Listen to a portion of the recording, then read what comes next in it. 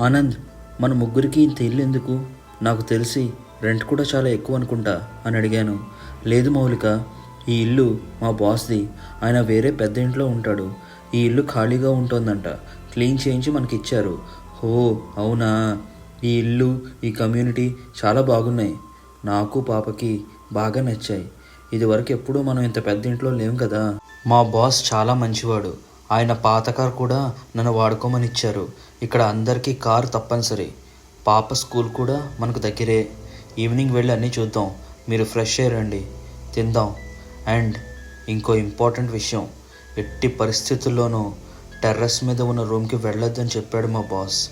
ఆ room lock వేసి ఉంటుంది. ఆ రూమ్కి ఎందుకు వెళ్ళొద్దన్నాడు మీ బాస్? ఏమైనా దయ్యం ఉందంటావా? హే, అంత లేదు. ఏవో కొన్ని ఇంపార్టెంట్ వస్తువులు ఉన్నాయంట ఆ రూమ్లో. అవన్నీ నా పర్సనల్ బిలాంగింగ్స్ అని చెప్పారు. ఇంత ఇంట్లో ఆ ఒక్క రూమ్కి వెళ్ళకపోతే ఏంటి? Next part coming tomorrow.